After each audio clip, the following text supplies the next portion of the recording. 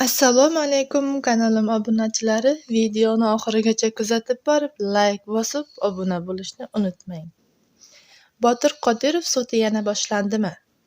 Apellyatsiya shikoyati kiritamiz, deydi Zohirshoh Jo'rayev. Xonanda Zohirshoh Jo'rayev sudning hal qiluv qaroridan norozi ekanini bildirdi. Unga ko'ra, dalil va isbotlar yetarli bo'lmay turib xulosaga kelgani uchun sud qarori ustidan apellyatsiya shikoyati kiritiladi.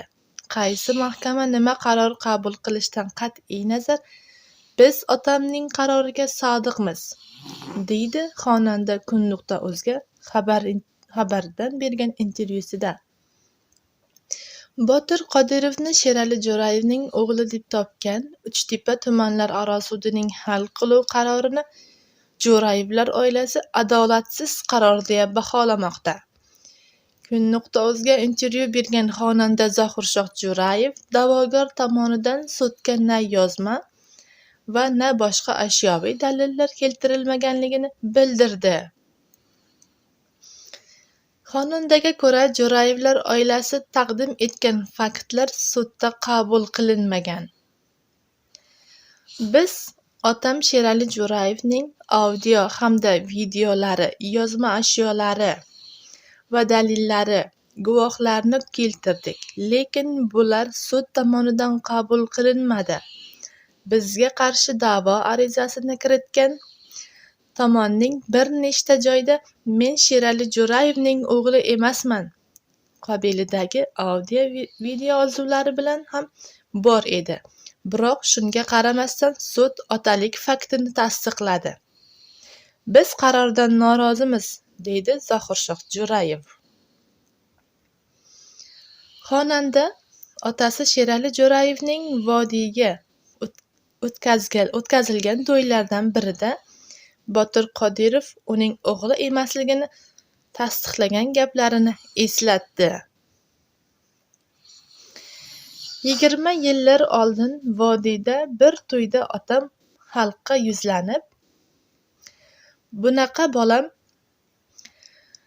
yo'q mening, sizlar aytayotgan bolani mendan avval ham sening bolang deb bir necha odamga olib borishgan, deganlar. Otamning birinchi ayolidan 17 yil mobaynida farzand bo'lmagan. Qanday qilib farzand ko'rmagan odam bolali bo'lsa, uni chetga tashlab qo'yadi. Otam nima degan bo'lsa, shuni isbotlab, uning himoyasida qolaman. Qaysi mahkama nima qaror qabul qilishidan qat'iy nazar, biz otamning qaroriga sodiqmiz, deya ta'kidladi xonanda o'z intervyusida.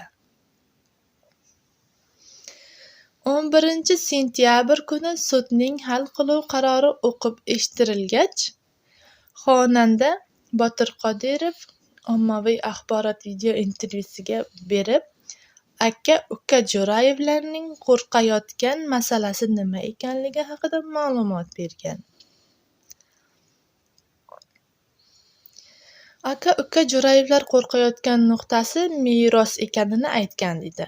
Zohirshoh Jo'rayev esa bunga javoban meros ularga qiziq ham, muhim ham emasligini, bu masalani qarshi tomon ko'targani va aynan meros deb sudga da'vo kiritganini bildirdi, deya ta'kidlaydi.